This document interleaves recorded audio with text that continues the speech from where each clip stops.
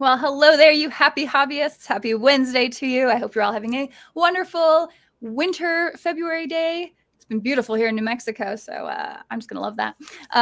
Joining us here, we've got, of course, the usual disembodied voice. Why, hello there. My wonderful painter Flo down there. Hello. Down there. Just that person over there. Down there. We let her out of the closet once in a while so she can get some sunlight and move around. And then we send her back in to go paint other people's stuff. And then we've got a very special guest joining us tonight. We're going to be talking some game mechanics, get crunchy with it. We've got one of the, I believe, owners of DM Blackwall Games, Todd, joining us. Yeah, good to be here. Yeah, hopefully I didn't butcher that introduction too badly.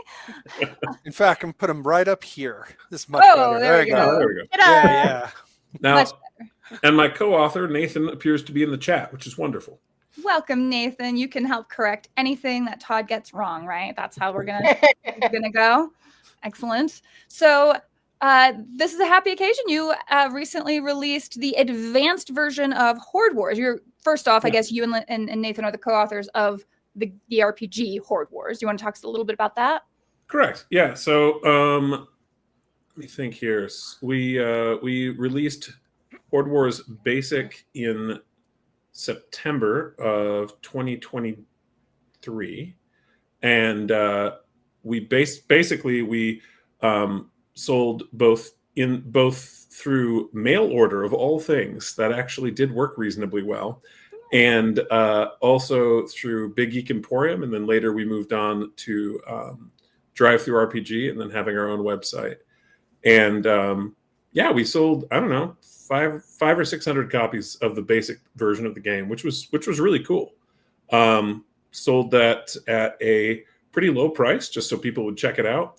And we designed a game from the ground up, had over 1,000 hours of play testing, and over 100 unique individuals helping us play test, which was good and really enhanced the quality of the product.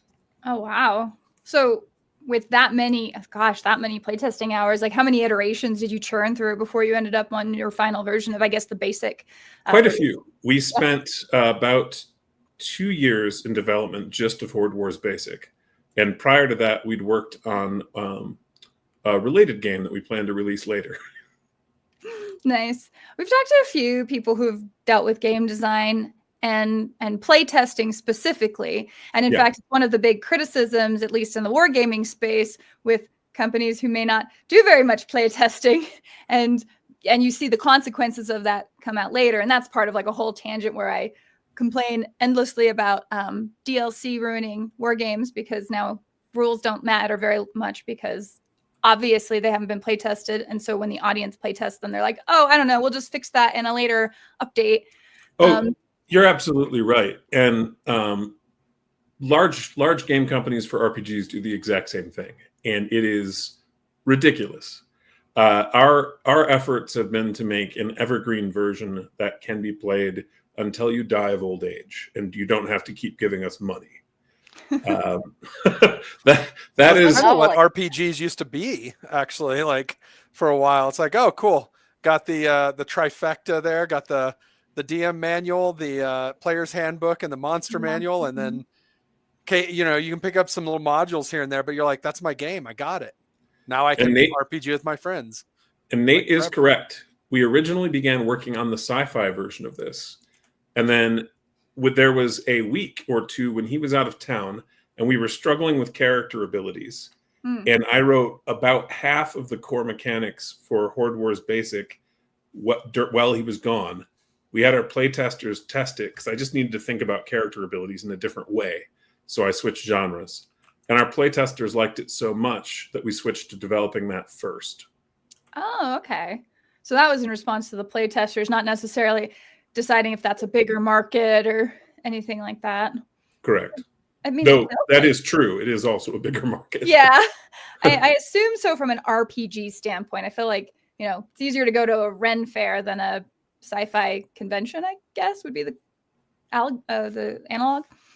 So. Yeah. And yeah, the am I not on? Welcome to my sassy channel. I have the best viewers. I mean, the answer is yes. Let's just say that. Sure. Yes, you'll have to rebuy it with whatever currencies available. No, no. Get a couple of coins on your eyes, right? That's about the cost of shipping something to the afterlife. Nathan answered for you all.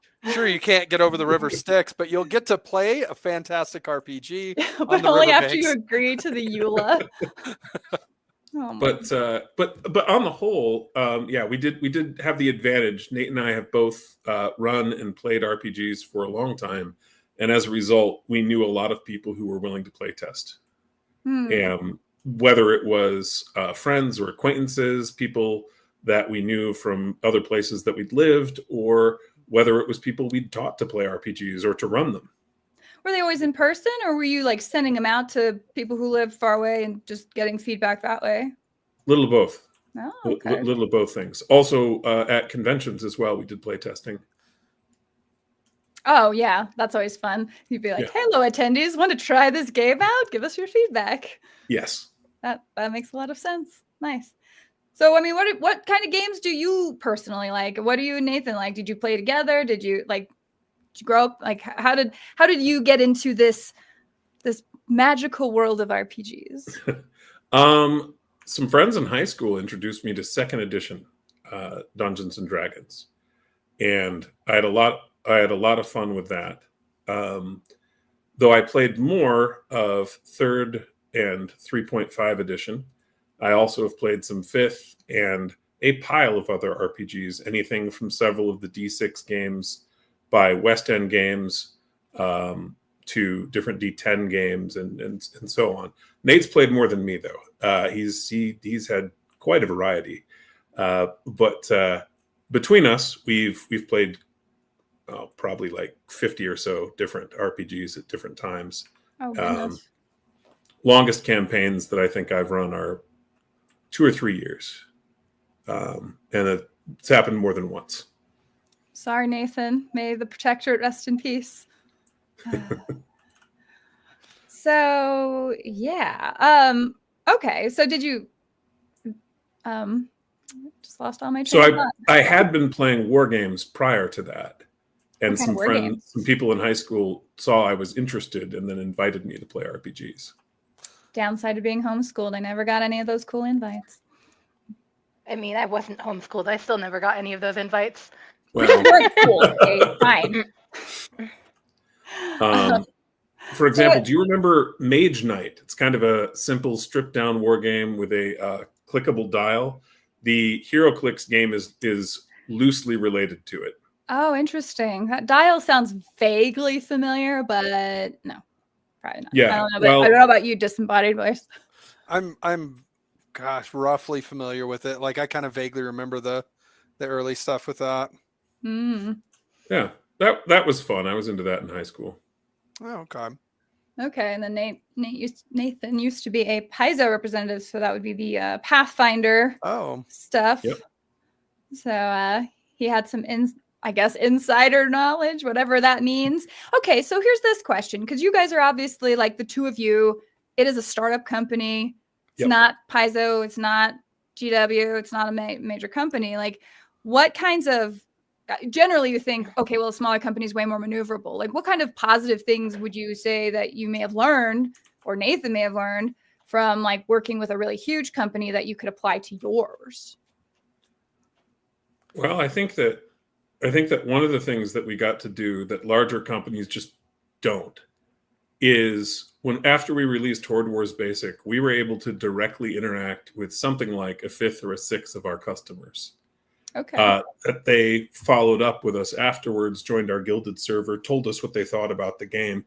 And the only differences between Horde Wars Basic and Horde Wars Advanced, other than some higher level play, some of that sort of stuff that we'd planned ahead to introduce in the later book, the only changes are things that our customers suggested. That they went, we think this would be fun. And so we then took that information, had it play tested, and then if it tested well, we put it in the book. Gotcha. And so then they would see that feedback. Would they ever end up in like the credits as like a special thanks for all if it was a lengthy contribution, yes. If it was a suggestion that we had to refine significantly, no, just the general thank you. Thanks for playtesting. Well, that's cool. I mean, that's a decent amount of people to have involved. So you feel pretty good about where this is. So you have the basics down, which you said covers levels 1 through 4. And now you've launched the advanced version, which is 1 through 12. Yes. Okay. So what are the major differences other than you have more levels in the advanced?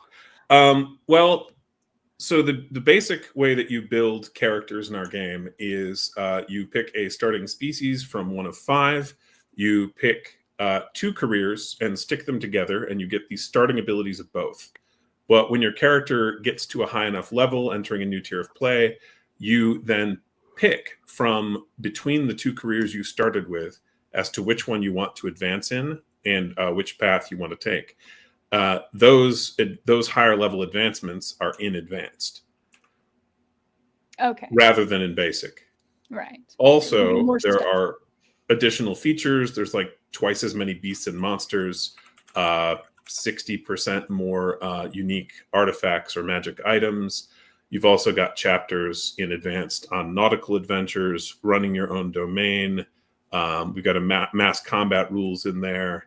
And a setting chapter, so that if you want to play in our setting, there's a map that Patty actually drew, and like a 24 or 30 page chapter on. Now, is that the map we've been watching him make? Yeah.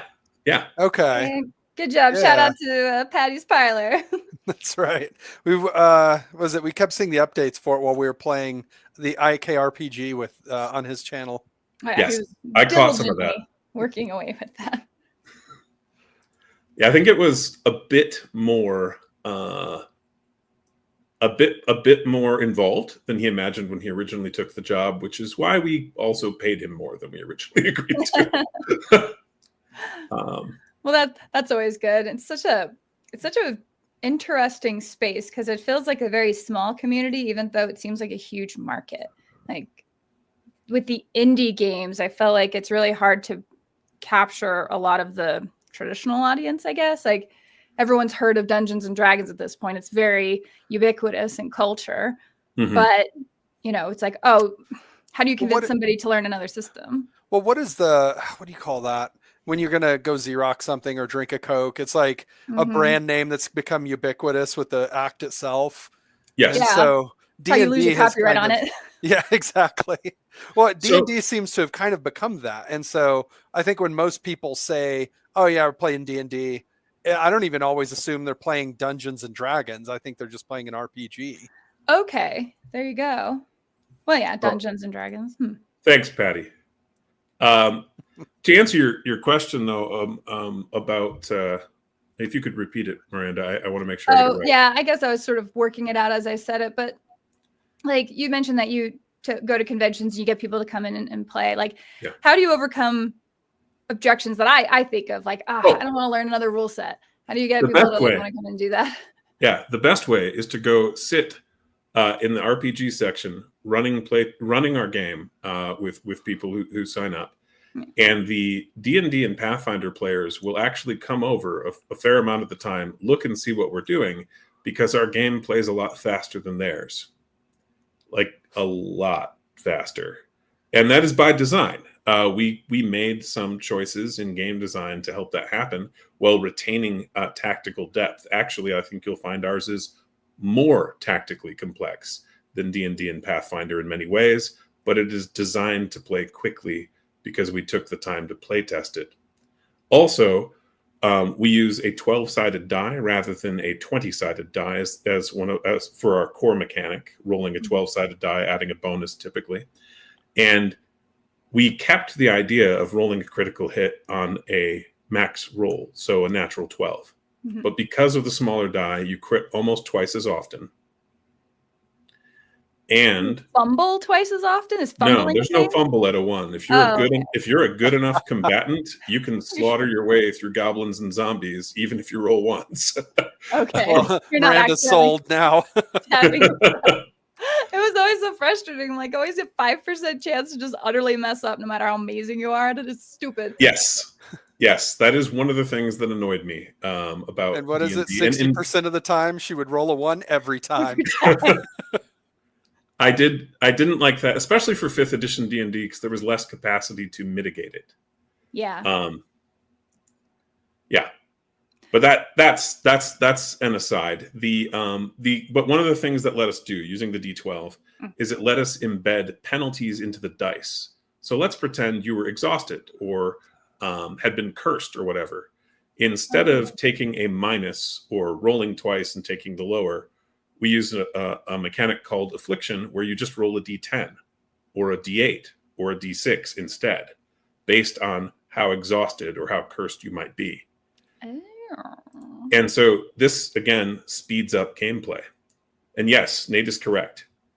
The first play test was 5 players versus 40 goblins.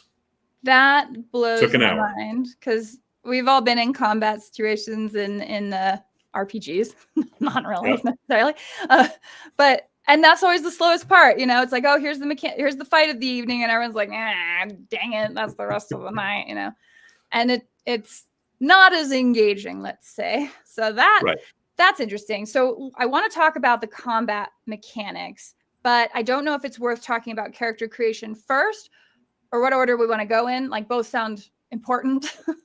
Yeah. Well, I mean, the combat mechanics, though, a couple of things that other folks who are familiar with RPGs might be aware of is, for example, how D&D or Pathfinder treats something like Fireball or Lightning Bolt, where there is typically a set area, and everything in that area has to roll some kind of saving throw, adding different bonuses to their die. And then the attacker is rolling damage and maybe doing half or none, depending on the target's abilities. We reverse that. Instead, the caster is making an attack roll against your defense. If he misses, you take half damage. If he hits, you take full. And if he crits, you take double. Ouch, that's pretty brutal. I did read in one of the reviews on the game that it is quite lethal. Yes. So, I mean, do you have characters just not making it past level 3 half the time because they just die? No, we just find that it incentivizes the players to work together, because if they don't, they'll die. Okay. So I guess this is always seems different in a lot of games. So it's like, okay, you get critted. Now you're laying there on the ground. Yeah.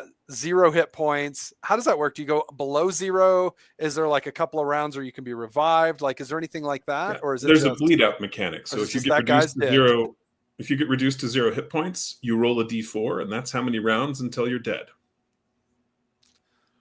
Okay. Yeah, on a D4. That's what I was reading. Oh gosh. Yeah, Nate is correct.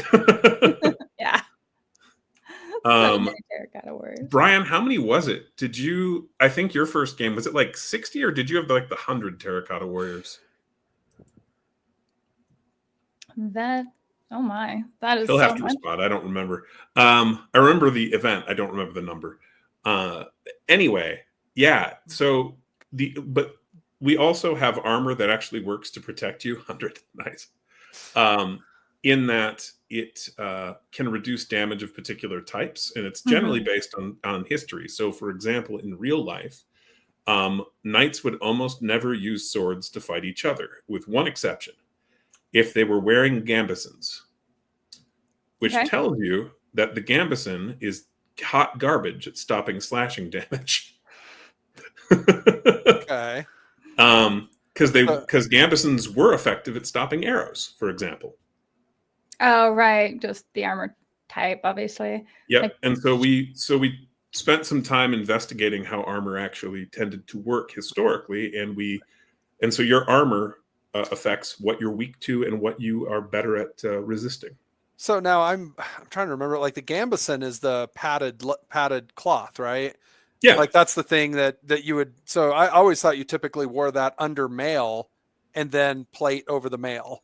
Like that was my understanding. You could do that, but knights would frequently wear that at formal events, or when basically in a safer or more relaxed area, because obviously it's going to be more comfortable than wearing plate all the time. Yeah. Okay. And then you just get somebody mad at the dinner table, and you're challenged to a duel, and you got to defend your honor, and then you're dying of dysentery. It's all sad. Also, the gambeson was pretty ubiquitous among the poor. Obviously, theirs wouldn't be ready for like a formal event. Theirs would be a little more rough looking, but it was effective, cheap armor.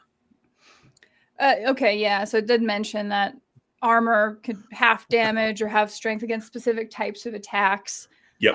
Morale is apparently a big thing. You can if you can slaughter through enough of your enemies, you may shake them enough to want to flee, which definitely helps in shortening that combat engagement. So I know historically, probably the biggest killer on a battlefield is after the battlefield. When you weren't killed, you were just, you had a wound that got infected. And so as far as I can tell, that's what the gambeson was mostly for, just to keep those little slashes from opening up your skin and getting an infection. Do you have rules for that? Do we go that deep, or is it, we don't, because this is a medieval fantasy RPG. Yeah, we do have a bit more of those kinds of mechanics in the dropship game I was telling you about. Oh, interesting. Which we're hoping to release about November. Nice. But that's because of the nature of that game, which is a bit more gritty or realistic in that sense. Whereas you should at least have a chance of slaying a dragon, even if you're probably all going to die in Horde Wars. Which I like. So you're saying there's a chance. I'm saying there's a chance. For the chat real quick, yes, it is the Khorne Bloodthirster that I'm painting. Thank you, Paul. Appreciate it. My wonderful moderator looking out for me in the chat there. Yeah. It seems like healing is a little different too. You don't necessarily, I guess there's a couple of healing careers, but that's not the focus of the game. So how does healing work? So if you have no supplies and you have of like healing potions and you have no one who's dedicated to healing, in that situation, the only way to regain hit points is by returning to a safe area and resting for longer than 24 hours. You regain your hit points then, and then affliction you recover from 1 level per day. So let's say you had 4 levels of affliction, you'd be out for 4 days before you were able to fight again. Oh man. At least to fight well. Now, if you have a warlord or a priest with you, either of them can, to varying degrees, help with affliction or with hit points. There's also an acolyte who can do hit points specifically. And then you can have healing potions, which you can benefit from also once per day. You can't just spam potions. It won't help you. In part, because that always annoyed me in games, even video games. Yeah. You're Put just a cooldown on it. All right, no way. Go back. No way. I say the next step is that it literally makes you sick. Restores your hit points and then reduces all your stats. Now you're like almost drunk off of it or something, or you're just like, oh god. Now there is a kind of dystopian element for that kind of thing that we do include in that game we're working on, by the way, where you can choose to do that, but you are gaining levels of affliction. There you go. Yeah, I like that. However, again, this is a bit more for the genre, fantasy oriented, and it's really just, well, the magic of the potion doesn't work anymore. You will have to wait. That's fair. I feel like it's allowed to have cooldowns. Yeah. So it's very combat heavy from the sound of it, and the rule set. Yeah, the rule set is so for people who, I mean, obviously RPGs, there's multiple aspects. So what about the other role-playing parts of it? So even in basic and in advanced, you get a lot more. You get like about 40 different sample adventures, one of which is like written out at length for you, showing you how to run the game, and then the rest are written in a shorter form for the game master to use. But about a quarter of those are social encounters. There is a social problem to fix For example, we have an encounter at the Silver Flagon where there is this foreign noblewoman who basically treats the staff terribly, including doing things like dumping the dregs of her drink on their heads to let them know she wants a refill, and is essentially incredibly rude to the country that the players are in. And the thing is, she's politically connected. So if the players just murder her, they will get in a lot of trouble. Yeah. And so they have to solve this problem some other way. And eventually the problem escalates, and she has her guards seize the owner of the inn and basically beat him unconscious and leave him in the yard. What do you do? Right? And that's the lead. That's kind of the lead in or problem with that particular social encounter. How do you fix that? When we had Harmony Ginger on a couple weeks ago, we were talking about how not all combat encounters are necessarily like, I guess, martial combat, right? You can have combative situations that are social like that. As the Princess Bride has put it, you can have a battle of wits. Exactly. Yes. So about a quarter of our examples are like that. Not that same scenario over and over, but social encounters of different kinds. So now, do you have social stats, things like that the character sheet has, so that they have a sense of what their character's good at? I know that there's the idea that your character's intimidating, or that they are, what is it? Highly charismatic, let's say. Sure. Are there stats that kind of reflect those things, or is it really up to the DM during the encounter to kind of decide what that is? So we don't do additive stats. So a lot of RPGs will take some kind of physical characteristic and add it to a skill. That is not. We don't do that. Your skills are completely independent from your attributes. Your attributes in our game basically serve as saving throws and may help you in other ways. So, for example, if you have high fitness, you're good at resisting disease. If you have high willpower, you're good at resisting mind control and this kind of thing. Okay. But so there are skills that are social, quite a lot of them. Things like influence or deception or intuition that let you potentially manipulate a target into doing what you want. Commerce as a skill for negotiating for prices or bribing people. Seems very useful. Yeah. Yeah. And several more, but you get the idea. So yes. Okay, that's pretty cool. So then maybe let's talk a little bit about the types of characters that you can play. Now, my understanding is you actually set 2 careers as part of making your character, right? Correct. And so I mean, just from the basics, where does one start, right? There's the 5 races. Yeah. So you would start picking your starting species. We have human, elf, halfling, dwarf, and orc. And and in the advanced book, there are 4 variants of the non-human species that are in a game master section that can be introduced if you want to. For example, gnomes are a subtype of halflings in our game. Oh, I see. So all those races, are they kind of how everyone thinks of them? You know, the everyman is the human, the elves are all like Lord of the Rings elves. To an extent. You want to play the genre. The orcs are a little different. Ours are blue-skinned, is probably the main physical difference. They're the lucky ones. But also ours, in terms of culture, are explicitly Norse. They are raiding along the seacoast in longships, looking for slaves and silver. Oh, okay, gotcha. So they're more Viking influenced. Yep. Yeah. And this is partly because we were already going to do that and thought that was fun and cool. And then we had noticed some controversy in social media about rather silly claims about orcs from some people who were revealing themselves to basically just be racists. Yeah. And then we were like, okay, we're going to make ours obviously white dudes. But you're also doing it anyway, I guess. Oh, yeah. We were already on that path. We're just like, okay, then. So you pick those, and then they have accommodating stats. I assume orcs are probably stronger than halflings, and elves are more nimble than dwarves, kind of thing. Do you have the ability to do like a screen share if I show it to you? Yes. All right. Let me pull up an example. Which species would you like to look at? I don't know. Let's look at these Viking orcs. I'm curious. Sure.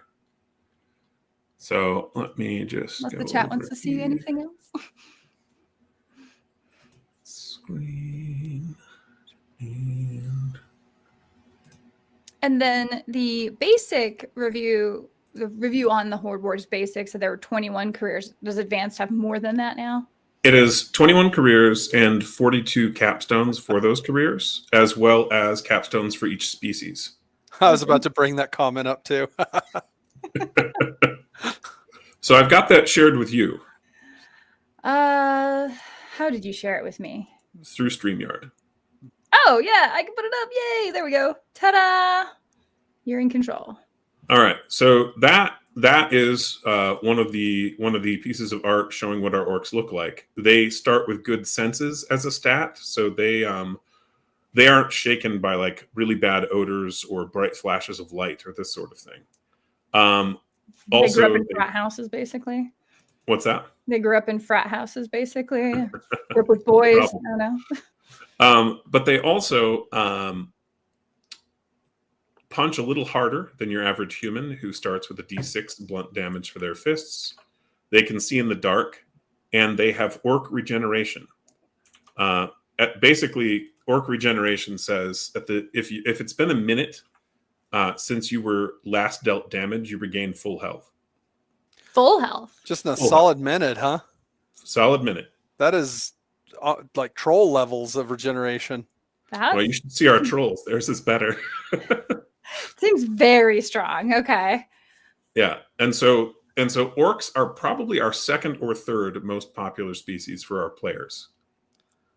Humans are number one. Yeah, I mean, I always tended to play a human, but except when you play a dragonborn. Yeah, yeah. Well, I was just being silly. I always never feel like I play another race. I just feel like I'm being really silly about it. So, of course, I was a dragonborn. Ran on water like a Jesus lizard. It was great. But anyway. Now, so after that, though, like we have directions for building your character. Here, we just go step by step, walking you through it. And so, pretty easy. It's a single page. But let's say you were at the point where you were looking at careers. Is there a career you'd be interested in having me pull up or talk a little bit about? I'll give you some. I'll read some example names. Okay. Acolyte, Archer, Assassin, Blade Master, Crusader, Deep Delver. Any of those? Crusader?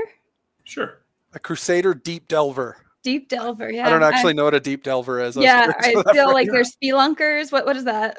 Yeah, so the Crusader says a Crusader is a warrior who has dedicated himself to fight in honor of the Creator. Crusaders spend most of their time fighting to reclaim or protect relics and holy sites. And you start with combat and faith as two of your starting skills and one skill of your choice. You get an ability called Paladin that makes it so that when you're wearing heavy armor, it absorbs the first damage you take from an attack every round. Also, you don't get slowed down by wearing heavy armor. You also have a maneuver called Cleave that says when you make a melee weapon attack, you may use Cleave to apply that attack against an additional target. Nice. And so maneuvers are basically a special type of action that you can use once per round of play, and you can use it off turn unless the ability itself says otherwise. So, for example, so there's a lot of simultaneous attacks that may happen with your compatriots. Right. Same for blocking. Like a knight can block an incoming attack with his shield by using a maneuver. And then he's got Dawnblade. Whenever he makes a melee or ranged weapon attack, he can deal solar damage instead of the weapon's normal damage type. So he can make basically any sword glow with holy light. Or any bow, for that matter. Oh, wow. That's pretty handy. And so, yeah. So that's the basics for the Crusader, and then he's got a list of starting equipment. And you combine this with another career. So you guys were saying the Deep Delver, what is that? Yeah. Okay. The Deep Delver is an adventurer and an explorer who seeks out valuable artifacts. Deep Delvers spend most of their time traversing ancient ruins, underground caverns, and other exotic locales. So the Deep Delver gets combat, language, and another skill of his choice. So when you get a duplicate skill in our game, you just get another one of your choice instead. Another one of your choice. It's not like a higher level of it or anything like that? Correct. Okay. Yep. And then the Deep Delver gets Trap Springer, which means he gets another skill, Investigate, and he gets to double his Burglary and Investigate skill on skill checks made to bypass, disable, or locate traps. So Seems he's handy. So yeah. very Indiana Jonesy / roguish. Very, very. Exploit weakness. When you hit with a melee weapon attack, you can use exploit weakness to have that attack ignore protection. The main thing that does is it lets you get past armor. You can basically slide your blade between the armor plates or in a way that other characters are not as skilled and able to do. All right. Well, Voice and I just made a really strong class, it sounds like. Yeah. And then the last thing, though, that you would get is a magic ability called Object History that you can use once per day per tier. So as your character gets higher level, you will get more uses of this. And you can also choose to gain more uses as part of your character advancement. And it says, choose an object within close range. You get a vision of the last time a creature touched that object. And that's really cool.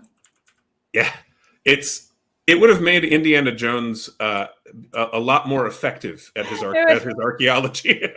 I'm sure he would have appreciated it. Bye, Patty. Thanks for joining the stream for a bit. Bye, Patty. It looks like Lindsay also covered someone else's question about, let me actually ask JP Got Rocket's question first. That's right. I was looking up. It's psychometry, I think is what that's called. The ability to tell the history of an object by touching. I was like, wait, I know this. And I looked it up real quick. Psychometry. Yeah. Well, but we designed each of these careers both to be fun to play, but also to give you information about the game world. So, for example, if the player in your group who chooses to play a Crusader will know things, even if they've never played Horde Wars, they will know things about other Crusaders in the game world because those guys start with the same basic abilities. The same is true for wizards. If you play a red wizard, your starting spells are the same as other red wizards. Obviously, they'll be branching out after that, but you'll have some information about the enemy. And so I think that really helps players on board with kind of getting invested in the setting or getting interested in the setting, because each of these careers gives you useful information about what's going on in the larger world. Gotcha. Okay. So Nathan was saying that a level 1 Horde Wars character will have about the same power level as a level 5 5th edition D&D character. So, I'd say closer to 3, but yeah. He's using Fireball to measure that. So rules as written or rules as intended? Rules as written. If we made an obvious typo or something, do take that into account. We haven't caught any yet in Advanced, but there could be one. D&D or Wizards of the Coast printed 2 different editions of a book with a typo in it that was pretty obviously wrong. So it wouldn't be shocking if we did as a 2-man operation. Wizards of the Coast printed the Aladdin class as a reference in the DM's guide in both 3.0 and 3.5. That class does not exist. They meant Paladin. Huh. You think they were using like a code word? Like a Disney Aladdin? Yeah. Beef class? Is that? Are you sure? It sounds really cool, but it was not a thing. Not a thing. Then 2 editions later, everybody requested to play the Aladdin class. Yeah, but that was an obvious typo, and you can see why like a spell check type thing wouldn't have caught it, because that is an actual word. It's not what they meant. Right. That's fair. Okay. Well, so we were talking about the Crusader just a minute ago, and Yeah. we can keep talking about general character creation, but it did bring up a little bit of a question for me about like alignment, because he is, a Crusader for the creator as listed in this game. So I don't know, can you be a Crusader / assassin, or a class that would typically be maybe not as morally vigilant? Are you familiar with Ehud? No. That is an assassin in the Bible. If you're ever bored, you should read his story. It's not too long. But he was a left-handed assassin who just straight up murders an enemy king. Because God told him to, apparently. He's one of those. Oh, okay, yeah. I mean, people do that today. No. In this case, it seems to have worked out really well. Like, it's a really interesting story, and the dude was able to like walk out of the palace with no one knowing he did it, and they didn't discover the guy was dead until Ehud had raised an army, which is well, that didn't end well for them. So, Assassin nice Crusader there. Not a problem. Little niche, right? It's probably not the norm, but certainly an option. Okay. No, it definitely could be. I mean, you've seen The Mummy, right? Yeah. Like those guys that were trying to assassinate him on the riverboat. Like those are Crusader assassins. They're part of a religious sect to keep the mummy hidden from anyone from finding him, and so they were trying to get there and stop him. So it would be something similar. I just get the image of that guy on the boat, like affixing his little fist claw blade thing as they like paddle toward the boat. You'd also see that in one of the Indiana Jones movies, I think Last Crusade. Thank you, JP. I appreciate you being in my chat tonight. Yeah, he's the biblical southpaw. Like nobody wanted to fight him. Well, they patted him down, but they checked the wrong side of his body, because normally you would hang your sword or threatening weapon on your left so you could cross draw. Yeah. They checked his left. Problem was he was drawing it from his right because he was left-handed. I mean, that makes sense. How lazy are you that you check one side of a person? Whatever, it's fine. That messes up all the time. I guess they would in the Bible. Why not? It's twice as long to do. There's a bunch of people in line. Come on. Well, and also, this would still be normal if you think about the tradition of handshakes and why they exist. Handshakes exist to show that you're not armed and aren't about to stab the person in front of you. That's why that's a thing. Really? Like handshakes? I've heard stuff like that, but it always felt like a handshake is a good way to now have grappled your opponent so he can't get away from you as you stab him.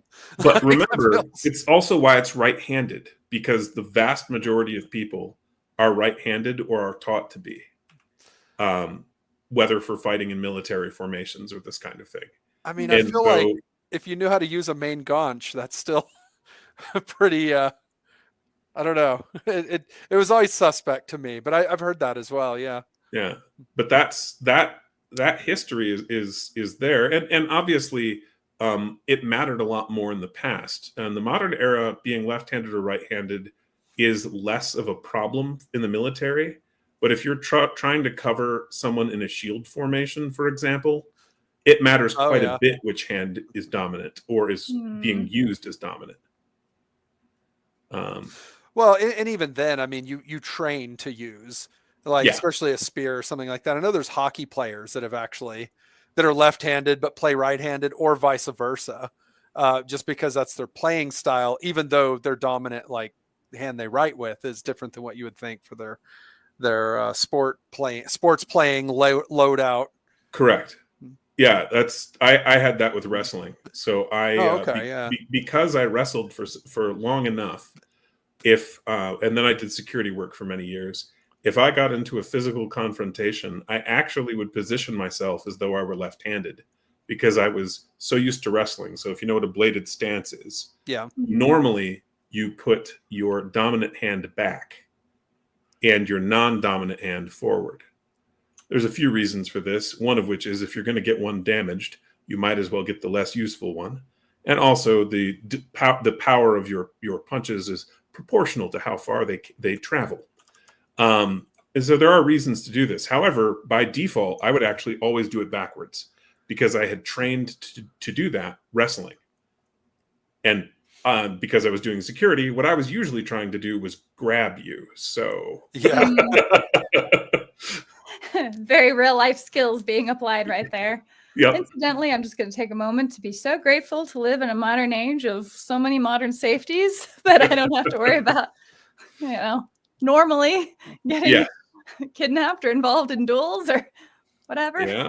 Holy cow. But that's why we love the anachronistic approach to fantasy, right? Because it's all the good stuff, all the fun stuff, and the dying is fake. Yes. So there's another thing in here that was mentioned about, at least on the Horde Wars basic, where it says 55 features akin to feats, with humans getting an extra one. So what are features? Features, they're like feats. They basically give you an extra ability for your character, and they usually have some kind of prereq to get them. Whether it's having a certain amount of, say, willpower, or whether it's having training in a particular skill. Or some are just first level only. And we have more features in advanced. I think about 70 or so in advanced. Oh, wow. Okay. And I did want to mention, because you guys were kind of asking, so there was two of the careers specifically require you to be a member of a particular religion, which is the Church of the Creator. The rest do not. And so we have a number of religions in the world. The Church of the Creator is just kind of our analog for the medieval Catholic Church. If you're going to play in the Middle Ages and you're going to have crusades, it's kind of necessary. Pretty staple there. Yeah. And so, but we do have a number of options. Church of the Creator is, of course, monotheistic, and we have a Cult of the Dark One. And yes, that is pretty literally your Satan worshiping type cult. But then you've also got the Cult of the Deep Ones, a little bit of Cthulhu mythos there, and in particular the Canaanite deities that he borrowed. I can zoom that in a little bit, but you have more control than I do of that sort of thing. Can I? I don't think I can zoom that in. Oh, yeah. I can do. You can do that. That works. We have the Dracaran religion, which are basically a bunch of dragon worshippers. The Easterns are analogous to Picts mostly in real life, and they're polytheistic. We got a fire cult, and the Orc religion, also polytheists. So I like to think that it's not so much the religion orcs have, but a religion that just worships orcs. They're like other races. No, it's definitely the religion that most orcs have. Same for the Dracarans. That is a religion that most Dracarans have, which are not a playable species, but they are a intelligent monster in the game world. The Dracarans are okay. And are there full-on dragons in the game? Oh, yeah. What is a dragon in Horde Wars? Well, we went with classic medieval fantasy dragon, if that helps picture it. But I think if you give me a moment, I can just show you one. I think Smog. Yeah, there you go. That's a really cool piece of artwork there. He's a very long, kind of wormy neck. He does. And if it helps with the scale, you see the tower by his tail? Mm-hmm. He's not a small dragon. So is that pretty typical scale, or is he just like very old and very big? He's one of the larger and more powerful ones. We also, all of our dragons are unique named creatures, but they all have a certain amount of common traits that make them dragons, like the ability to fly or to have a breath weapon. Our dragons also typically have 2 wings, 4 legs, and a tail. Gotcha. And they're, I assume, highly intelligent and all that? Yes. Okay. Are they always aggressive? Not always. There is the potential you could find one who's hungry or one who isn't. That you could find one who wants something from you that isn't your immediate demise. in particular, if he wants to get something that that the dragon cannot physically access. Right? Dragons are not small creatures. The tiniest dragon in our setting is, if he folds in his wings, I think the size of a horse to a rhino, somewhere in that size range. So they can't get everywhere. And so if there was like a piece of treasure, a dragon might use you as a proxy to go get it. Makes sense. So do they like to hoard treasure? Is that a common trait? Okay. Oh yeah. And we generally encourage the game masters to have random treasure rolls. We have the whole setup for that. You can do assigned treasure like that you've got in a particular location, but we found that it really drives player engagement when they get to roll randomly for what treasure they find. Okay, which, yeah, that sounds pretty fun.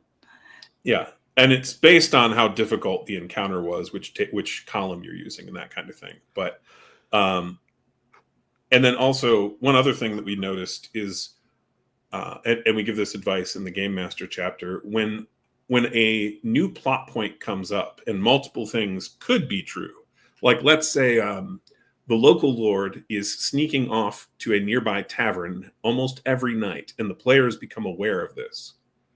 Obviously, there are many reasons he could be doing this. He might be a member of a cult that meets there. He might be meeting a secret lover. He might be arranging to assassinate a bunch of people. Who knows? Lots of different things. He could just be really drunk. Yeah, I was gonna say he might just be afraid of or ashamed of his drinking problem. Yeah, could be John George of Saxony. A man who drank so much that their tax records reflect it. Good Lord. You are full of interesting information. Thanks. Yeah, no, he drank a ton, mostly wine. Anyway, but so what we advise you to do is that when the players get into a position to find out what is really going on, they follow the Baron, say. At that point, we want the game master to pick the 3 most likely scenarios and weight them on a D4. So, for example, on a 1 or a 2, this thing is true. On a 3, this thing is true. On a 4, this thing is true. And then have the players roll it. We don't know why. I have some guesses. But in playtesting, that dramatically improves player engagement and interest in what's going on. Because they like gambling, I suspect, and have a particular outcome they want to have happen. Well, I would argue that it's kind of a little bit of a passive versus an active role in the game. You see it a lot in wargaming, I think.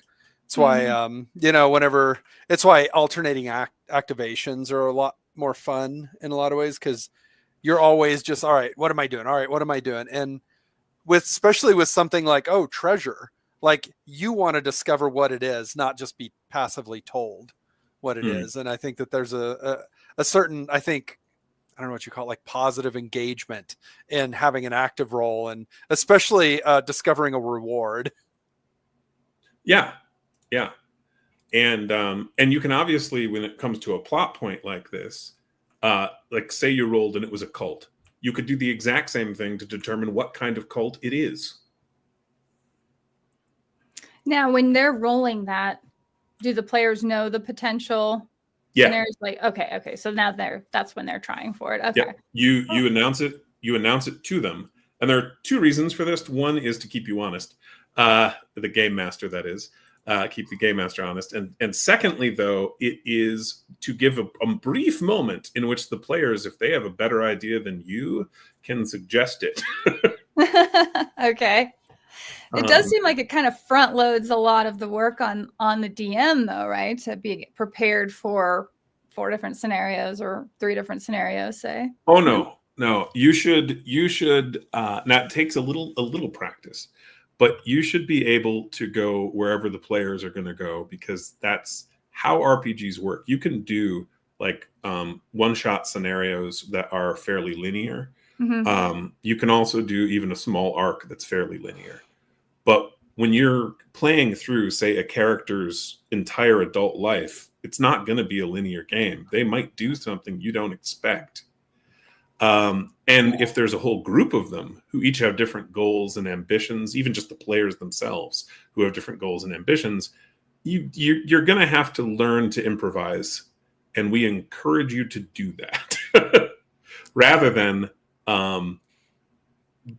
be bound by just what the module says, for example. Can't just be like, you're not allowed to have that thought. Think of something else. Yeah. You shouldn't do that to players? Oh, okay. No, some modules actually tell you to do that, and that's terrible advice. This dragon looks super cool. Thanks. Do you want to plug some of the artists that are working on this rule? Oh, sure. So we had, I think, 7 artists on Advanced. The wow. cover art is by the basic expert, John Torres. You see here, I think if I jump up here, you can just see a little piece of it. I'm really zoomed in.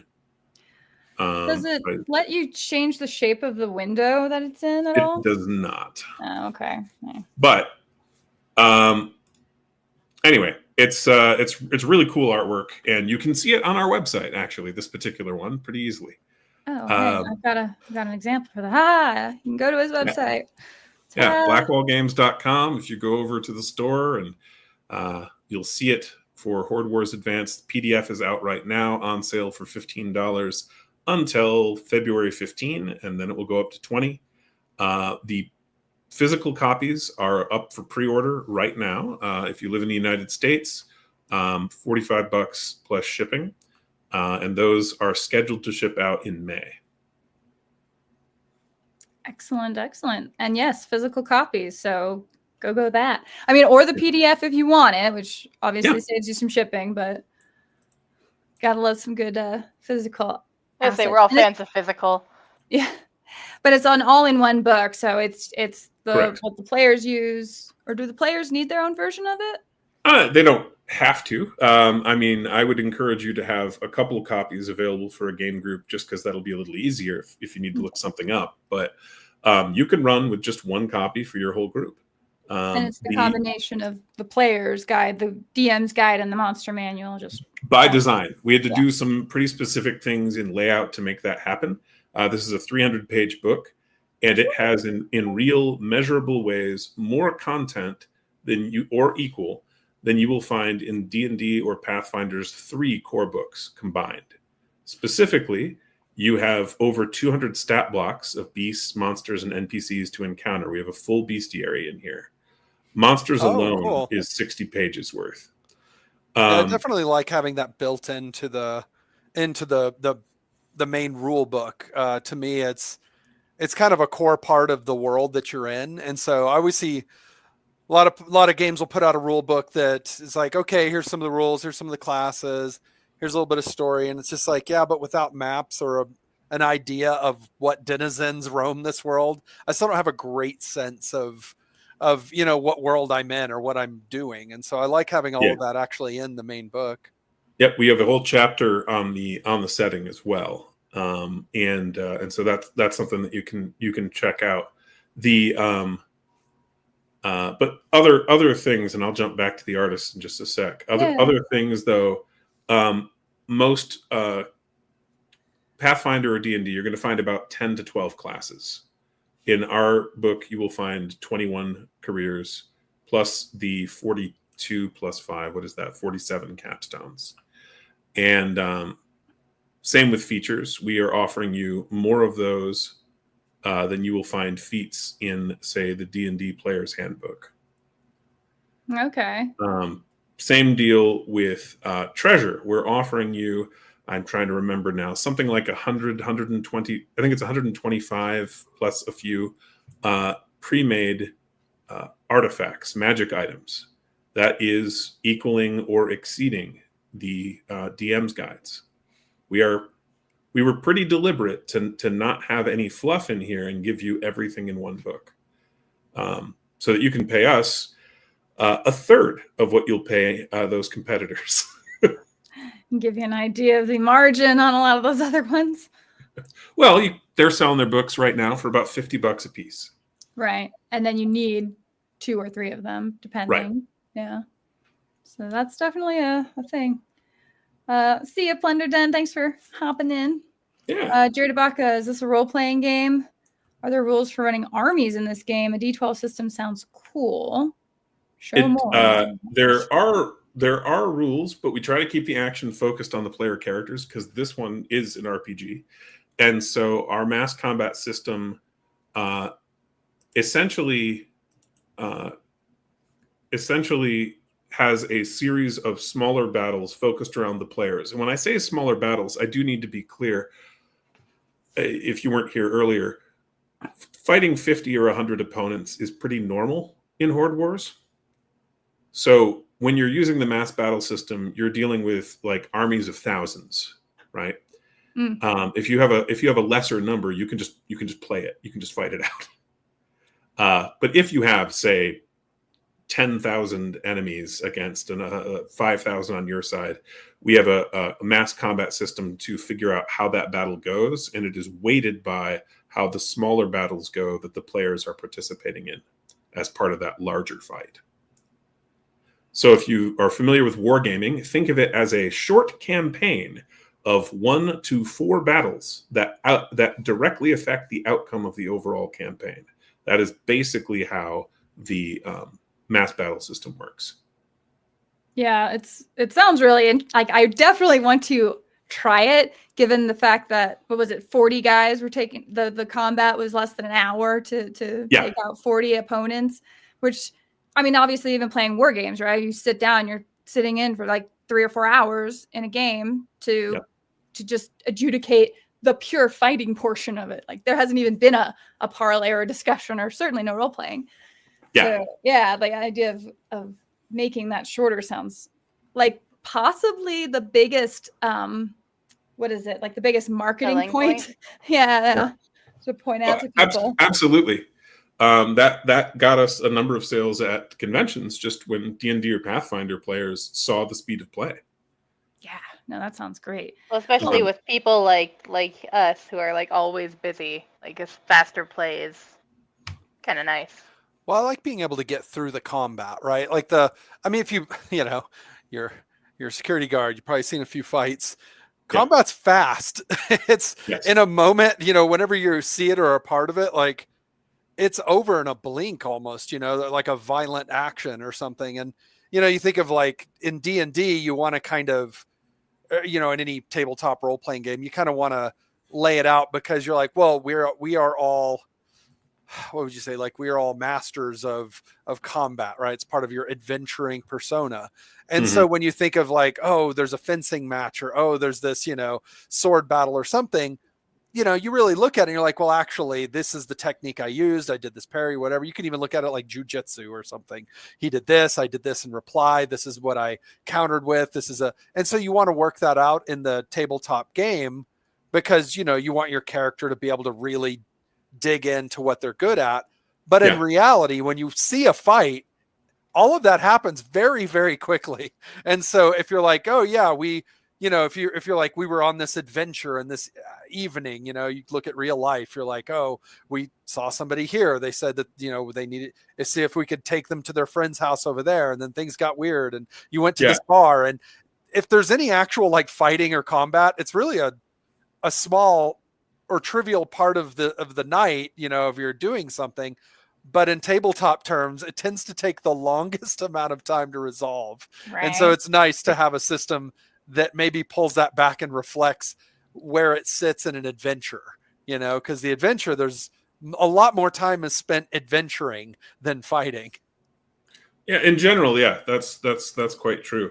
Now and one of the ways that we've helped enhance gameplay speed, I've mentioned a couple earlier, is how we handle turn order. A lot of role-playing games, you'll all roll for turn order with some kind of initiative modifier, or you might roll to see which side goes first, like you might in a war game. Right. That's not what we do. We have everyone roll for turn order, adding a modifier. Winner goes first, and then you simply go around the table from there. If there's a tie between the player and the game master who rolls with the highest modifier among the opponents, the player wins the tie. Okay. So it just simplifies it right there. Just, okay, we got this done. Let's go. not just simplifies it, because the players are used to this from other kinds of games, right? From board games and such. And it's really obvious. It's the person next to you is going, well, you're next, right? Yeah. We find that it shaves off nearly half an hour in your average session that is wasted on trying to figure out who's next or preparing the list of turn order. Just that little changes can make a big difference over time. I remember learning about, I don't know if it's a GDC conference. I don't know if you ever watch those. It's a YouTube channel, but Game Developer Conference.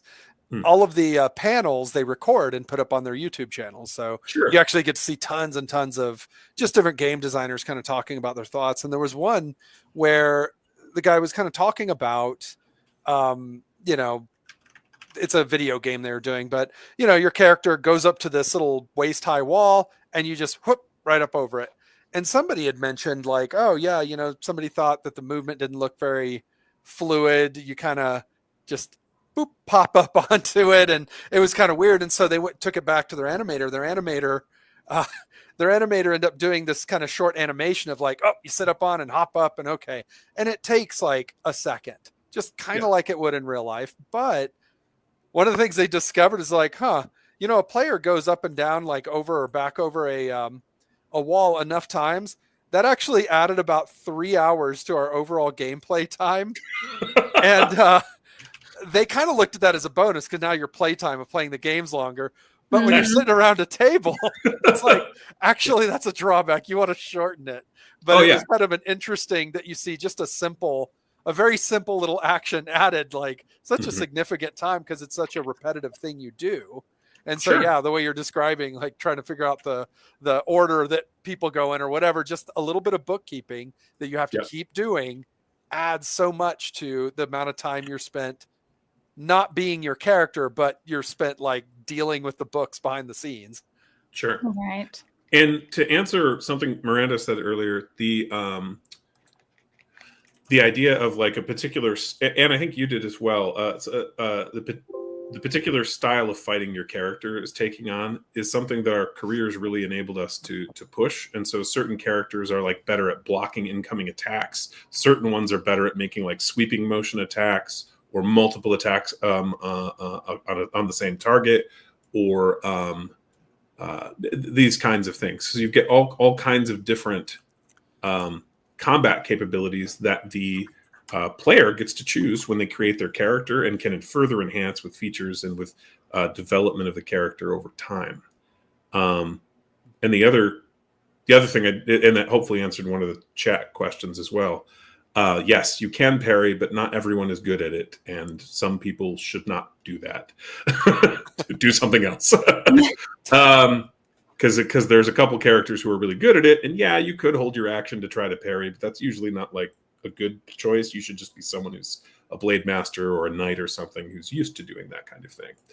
But, and then artists, just to quickly run through them to try to get that caught up. Emma Hogewind is a daughter of some friends of ours. She did 1 or 2 pieces for the book. I think she did a pretty good job. Jared Blando did 2 pieces for the book as well. He is a professional artist that we hired to help get us caught up. Jeffrey Miller is a friend of ours. He is a vice president at a pretty large company, but he took the time to make the local map, the other map you'll see that isn't Patty's and isn't a dungeon map is Jeff Miller's. Jesse Haglin is a tattoo artist who I've known for probably a decade now. And she and her boyfriend and I were neighbors for many years. And she did, probably about a dozen pieces for the book. John Torres did the cover art, as I mentioned before. He also did, I think, 2 pieces for inside of the book. Patrick Wilson did the map like we were talking about before. And Simeon Cochran did the rest of the artwork and was our main artist for Basic. It makes such a difference having artwork in your game. So there's over 100 pieces in this book. Oh, nice. That's awesome. really help draw you into like the world. You know, Mhm. there's such a visceral and visual sort of sense that you get that whenever you're imagining, okay, we're walking into this town or we're going across these plains or we come across this creature or something, it's gives you something to actually hold on to, and it pulls away from just being stats that you're trying to overcome and Right. into a sensibility that you're kind of immersing yourself in. Which dovetails nicely into who are you kind of marketing this game to? I mean, everyone wants everyone to buy their game, right? But like, who would you say this is for? Like people who've kind of tried these other game systems and maybe want something a little simpler, or people who hate combat and they go play Horde Wars? No, we definitely have rules for that because fighting is a big part of the genre. We just want it to be efficient, fun, and varied. It's not fun to just have a giant a slog over and over. It's not a good design. And so I would say that we are trying to market primarily to people ages 12 to 50, though I have seen an 85-year-old learn to play our game in 2 sessions. Oh, well, it does sound fairly easy to pick up based on just the things you've been describing. Yeah, by design for your character. If you're going to game master, you might want to do a little bit more, but we do have a sample adventure where we kind of walk you through it step by step. Mm-hmm. So you can practice game mastering in our system. That one's called Goblin's Attack and is both in basic and advanced. But we definitely encourage people to check it out, especially if you're new to role-playing games, or if you are not happy or thrilled with Paizo or Wizards of the Coast, whether they're how can I phrase this, writing bloat, in which there are vast chunks of text that have very little to do with playing the game, filling their books, or whether you simply want to play something faster that is more dangerous. Because what if there's no stakes, there's no heroism. There has to be a risk of your character dying in order for your character to be a hero. Otherwise, it's just an exercise in imagination. Mm-hmm. So the lethality is definitely a very core component of Horde Wars, yeah. And I think it should be in general if you're going to do any kind of heroic fantasy. Yeah, I guess that's the point, right? Like, how heroic are you with no risk? So yeah. That is fair. Okay. And so for what would you say maybe sets it apart then? I mean, we've talked a lot about the combat stuff, and it seems like that might even be the biggest thing, but what sets it apart from, say, a lot of other independent other games that are trying to all, fight for the same space? Well, one, price point. We are generally speaking underselling any significant other game. Certainly right now. Horde Wars Basic is available for $7. It's a 180-page book. You can get it on DriveThruRPG. You can get it on our website. But get it on your website because you actually get all the money from it. Yes, that is better for us. But if you don't trust our website, it's a Squarespace site. It's fine. But you can go to DriveThruRPG if you wish to pay the toll. And then the advanced book is only $15. Roughly equivalent products, or at least ones that are marketed that way, like in terms of length and genre and that kind of thing, tend to be from $20 to $45 for the PDF. So our current sale price at $15 is pretty reasonable. And in fact, you can order if you're in the US, you can order a physical book. You can pre-order it for $45 plus shipping, which I think the shipping's $10, for the same cost as you could buy some of our competitors' PDFs. So, that's probably the biggest selling point. Also, you only need one book, and you never have to give us money again if you like it. We are working on other games we'd love to sell you that use the same kind of core mechanics, like for how to build a character or how actions work or maneuvers or this kind of thing, but have some obviously very substantial changes for genre. Like superhero will feel quite different Same for human soldiers fighting aliens, and the supplement we hope to put out that has the Starship combat system, which we've play tested and have had in the works for like half a decade and plays very quickly. We were able to do, I think it was a 40 ship combat with 7 actual players in about 2 hours for Starship combat. And that was pretty sweet. Oh my, wow. Okay. Yeah, that's pretty fun. So, I mean, it sounds like a really good, I haven't tested it yet, so I don't know. I guess I may get to do that soon though. So, but it does sound like it's a very well researched book. It's not like just fly by night company coming in and here's some AI generated rules and here you go, right? Like the stuff that you could easily come across. It's actually like well researched and well tested and developed with heart and soul. So that's a big part of it. And then having one book is super, super nice. Yeah. Now I will note that if we're able to get to the point where we release the superhero game we've been working on to be one book, that one will have to be about 450 pages. So that will be a little pricier due to printing costs. Gosh, I wonder if that would almost be, I don't know. So at what point do you think of breaking that up into like maybe just what the player needs versus what the GM needs, right? Because maybe that would be a consideration after a certain page count. Well, we have looked at that, and generally speaking, there are points where there's exceptions. Generally speaking, it's actually more expensive for us unless we charge you quite a bit more per book to do it that way. For example, let's pretend I got a two soft covers that we had printed, and it cost us maybe $17 or $18 for each of the soft covers.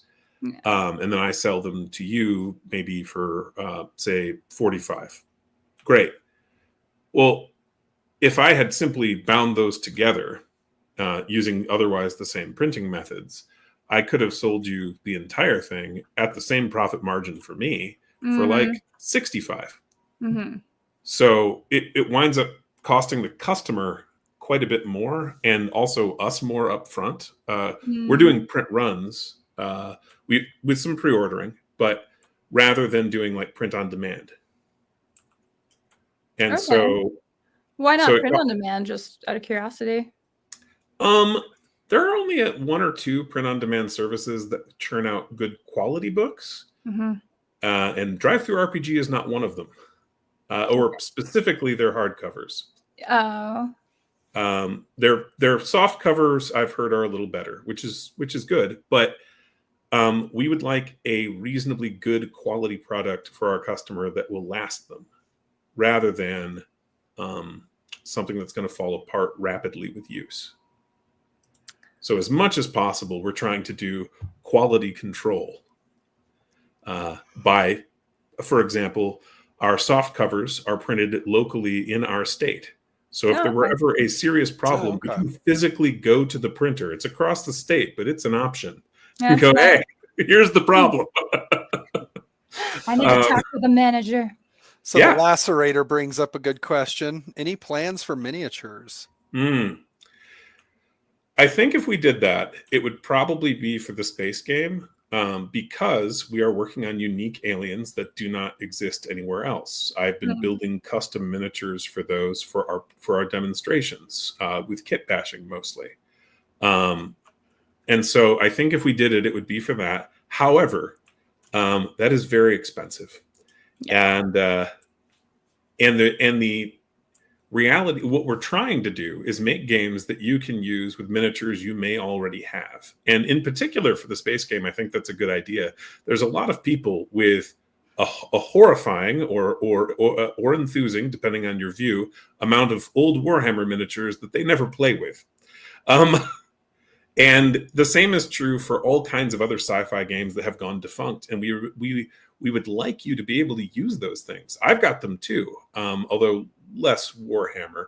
I actually make targeted purchases there for specific parts. Mm. But I have other materials from other games that I'd like to use too, and it just kind of sucks that there's nothing to do with them. And so that game can help, I think, fill that niche. Similarly, for Horde Wars, you could have Pathfinder, Reaper Bones. You could A have lot of old Mark III War Machine. yes, some old War Machine. You could have some D&D miniatures, and you might have an eclectic collection from the last 0 to 30 years or more if you're in the older age brackets.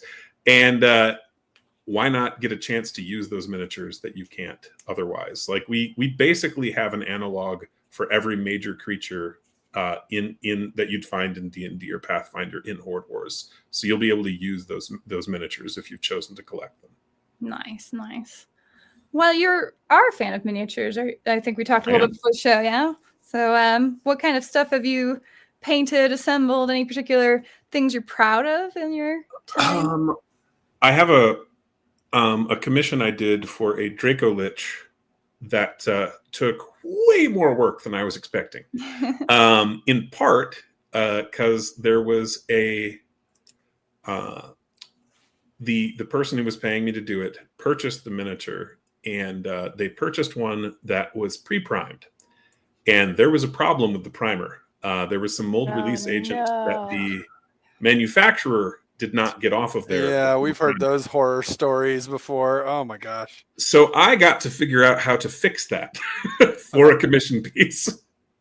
And what I basically did is I glossed the whole thing and then painted over the gloss.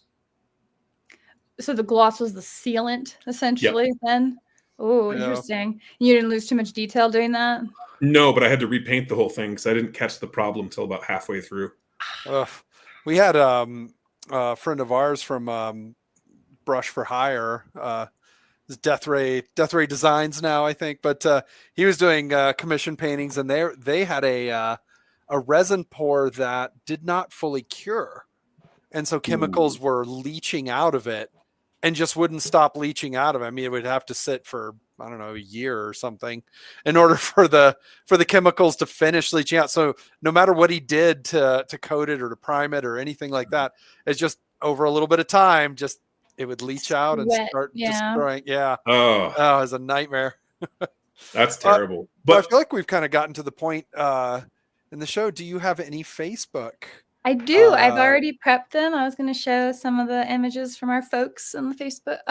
So what I do also is whenever I advertise the show on Facebook, I let, if anyone's interested in it, they can post any of the progress pictures of what they're working on. So they can share that with my wonderful community.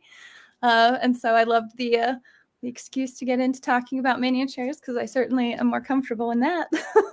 Although the RPG stuff does sound fun. The idea of fast combat, like that's the one that keeps sticking in my head with everything you've been talking about. I'm like, I want to do that. That sounds fun. But yeah, we've got our first miniature here from it's more background pieces that Dexter's been working on. So he had said, let me pull it back up. He said that he was that snow-covered business of his winter encampment. Exactly. So good details here. Like, well, it's a little zoomed in, but man, we just got some really talented people here in the chat. So beautiful snow flocky world. I get all the Khador vibes, so it makes me happy. Yeah.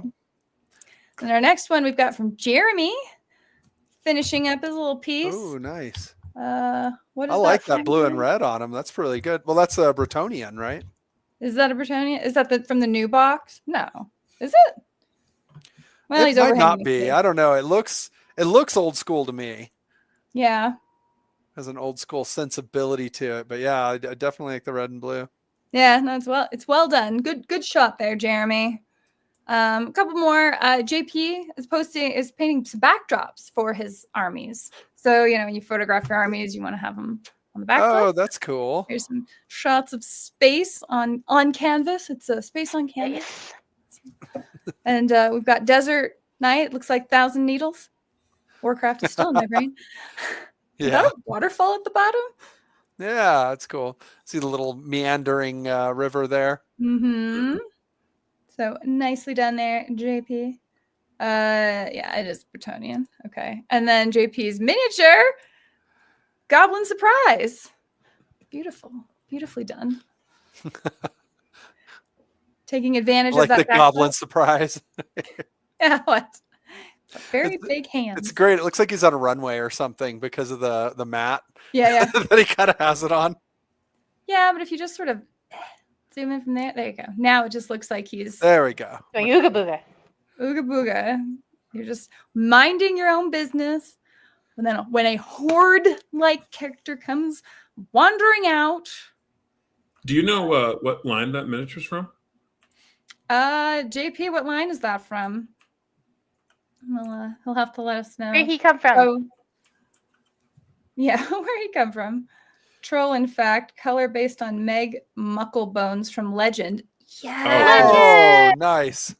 Which was That's played actor by Tim Curry.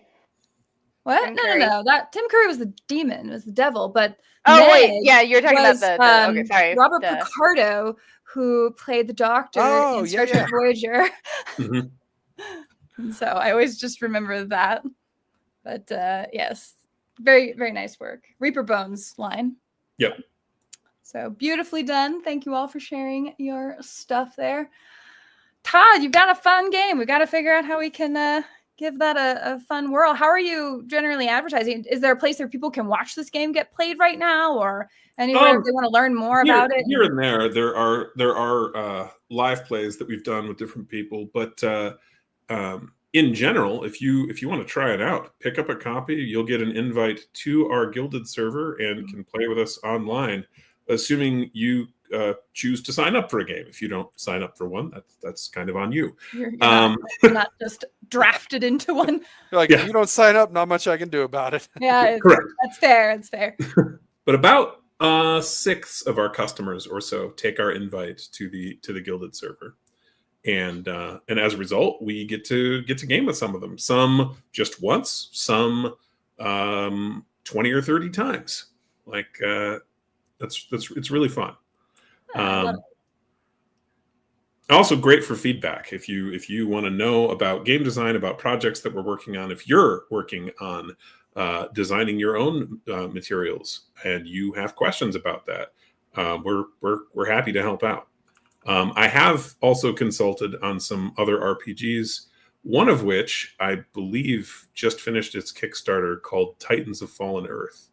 Ooh. And that's a kaiju versus mech game by my friend Greg. I basically just helped him work on the dice system for 3 or 4 months, and then he took it from there, and I'm excited to see how that came out. Nice. Thomas, So guys, sorry, didn't mean to interrupt you there. Guys, if you're wanting to post photos in the future for any of the live chats, you actually do that on Miranda's Facebook, the Wargamer Girl channel. She'll post a link. You go ahead and post the photos underneath her advertisement post about the advertisement for the live show. Yeah, exactly. And otherwise, as far as ways to reach me, you can obviously contact us through our website. There's a thing to request to contact us, and also on x.com DM_Blackwall. So the name you see displayed, but with an underscore in the middle. Yes, I've got that right here. Ta-da! That's Yeah. him on the Twitter /X/ whichever one you use. But sparkles. And technically, we do have other social media pages, but as we were discussing prior to the stream, Nate and I have found that X has far better returns for the amount of effort that we put into posting or to engaging. We get significantly better sales than on pretty much any other platform. And then the same is true also in terms of getting valuable feedback that isn't from bots. I'm not saying X is bot free. It has them, but not most of the users, unlike, say, Facebook, where I'll have perhaps 50 or 100 friend requests and like 2 are actual humans. Oh, God. Yeah, I had a friend of mine send me an image the other day of a deep fake, like one of those AI transformations of someone pretending to be, what's her name? Hermione Granger. That chick. And she's like Emma Watson. Emma Yes. Watson. And she's like totally friending this to her stranger, right? And she's like, I wanted to let you know you won a prize and I love you, baby. It's just like this dialogue that makes no sense. You're like, Yes. And it's video of her too. It's like Video, full on yeah. AI.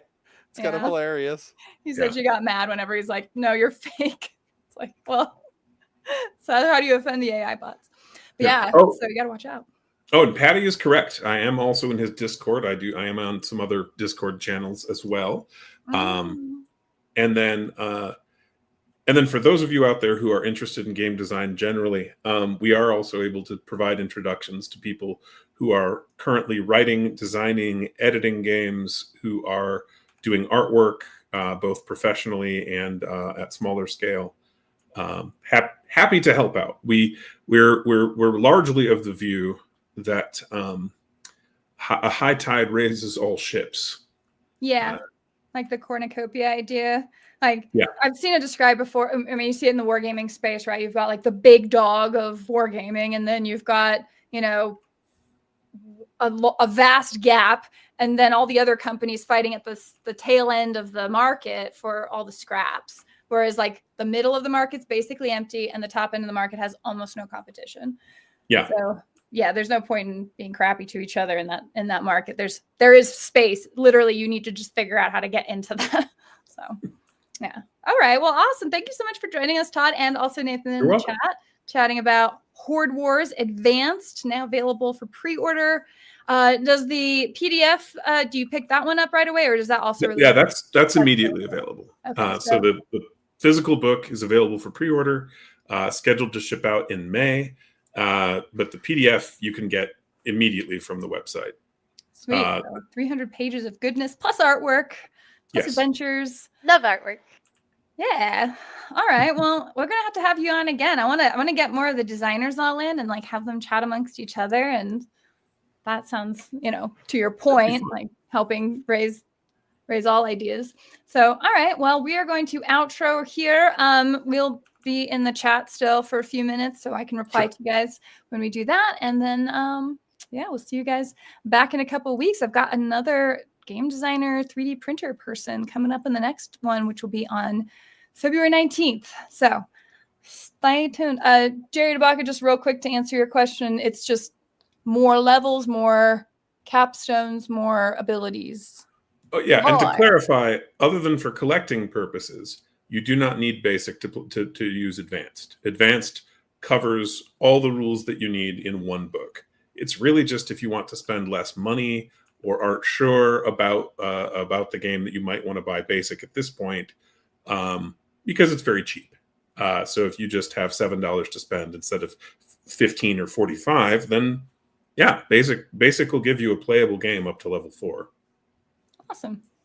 All right. Well, we'll see you guys in 2 weeks. Thanks again for joining us tonight. Happy hobbying. We'll see you next time. Goodbye. Take care.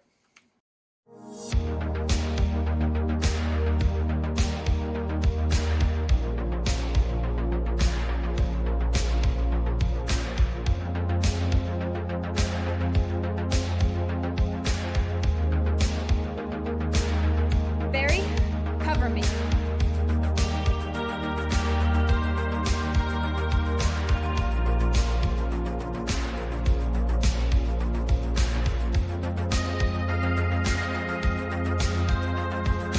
All right, guys, this is it.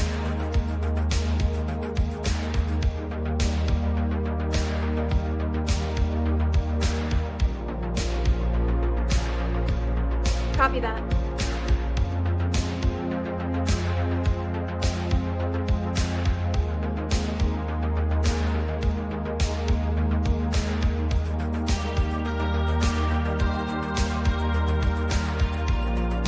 No more sandwiches, Barry.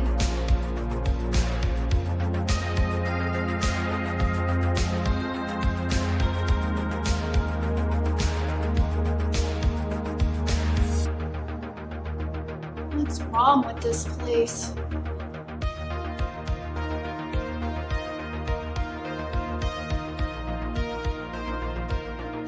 I'm in the west corridor. I'm right outside the generator room.